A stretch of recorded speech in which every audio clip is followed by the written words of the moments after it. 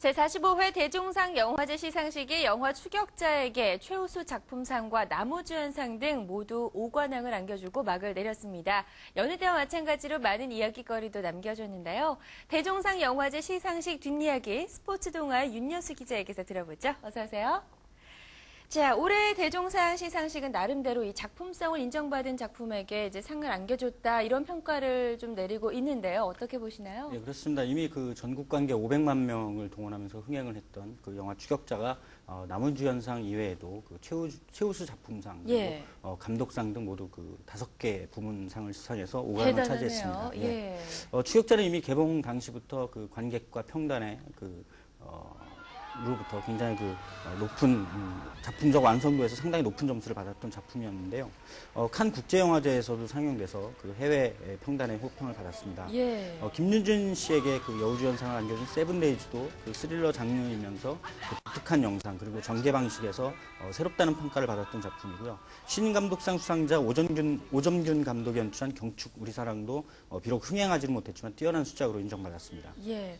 그러고 보니까 이번 이 대종상 영화제 시상식은 예전에 이제 많은 비판을 받았던 나눠주기식 수상이 좀 없지 않았나 이런 얘기가 나오고 있는데요. 네, 그렇습니다. 사실 예. 그 한국의 많은 영화상들이 그 공정성 문제를 둘러싸고 상당히 비난의 눈초리를 받았던 게 사실이었죠. 대종상도 사실은 그런 시선에서 자유로울 수 없었는데요.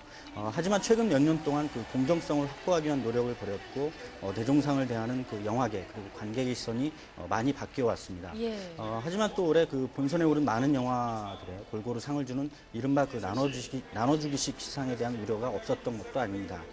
특히 그 올해 시상식의 경우에는 그 이 같은 관행이 많이 사라졌다고 할 수 있겠지만 본선작들 가운데 특히 그 기술 부문상이 그 여러 작품들에 편제돼 있어서 굉장히 그 아슬한 심사 결과 아니냐 이런 지적이 있고요. 하지만 그 나름대로 또 공정성에 신중을 기한 것 같습니다. 예.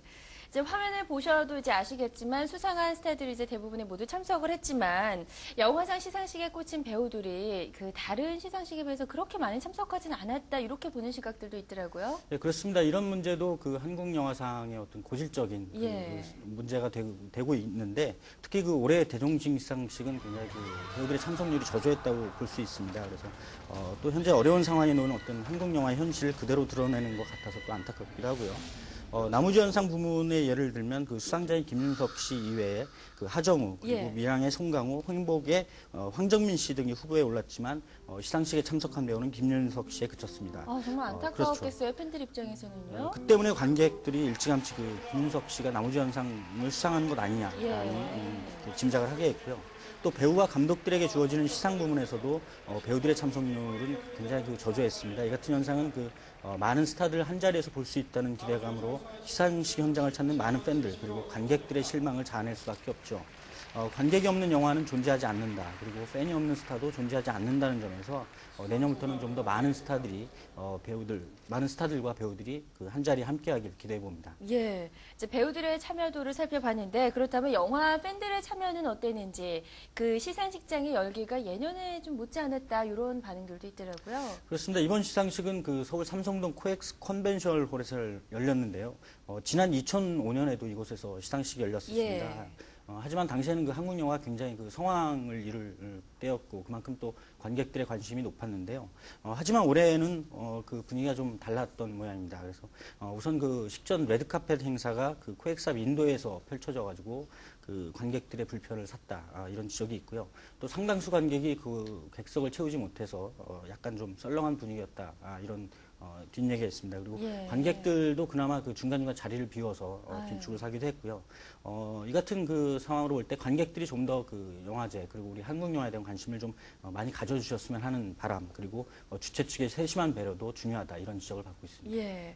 그리고 이 시상식을 보면 이제 수상 소감, 스태들의 수상 소감이 좀 화제가 되고 있는데 올해는 어떤 배우들이 수상 소감으로 눈길을 끌었는지 궁금한데요. 그렇습니다. 배우들의 그 수상 소감에 굉장히 이제 관심을 모으기 시작한 건 아마 2005년도에 그 청룡영화상 시상식에서 배우 황정민 씨가 밥상론이라는 그 소감으로 화제를 모은 뒤부터가 아닐까 싶은데요. 올해에도 많은 배우들이 화제의 소감을 남겼습니다. 추격자의 김윤석 씨는 함께 나무주연상 후보에 올랐던 하정우를 의식해서 예. 정우야 날 빛나게 해줘서 고맙다. 다음에는 내가 널 빛나게 해줄 순간이 오겠지. 라는 소감을 남겼습니다. 김윤석 씨는 또 이번 시상식에서 인기상을 받았는데 인기상을 받고 나서 여보 나 사람들에게 인기 있나 봐 라고 말해서 웃음을 자아내게 됐죠. 예. 영화 디워로 영상기술상을 받은 심영래 감독도 한마디 남겼습니다. 다음번에는 기술상이 아닌 연기상을 받고 싶다. 이런 수상 소감을 남겼고요. 59년생이죠. 1959년생으로 두 번째 장편 연출작인 경축 우리 사랑으로 이번 시상식에서 신인 감독상을 수상한 오정균 감독은 네. 신인 감독상에 나이 제한이 있다면 아마 받지 못했을 것이다 라고 말을 해서 눈길을 모으기도 했습니다. 그래요. 재치 있는 스타들의 수상 소감까지 들어봤는데요. 이번에도 역시 대종상 영화제 시상식은 우리에게 남긴 숙제들이 있죠. 내년에는 권위 있는 영화제를 만들기 위해서라도 영화 팬들과 배우들을 비롯한 영화를 사랑하는 분들의 더 많은 참여가 있어야 될 것 같습니다.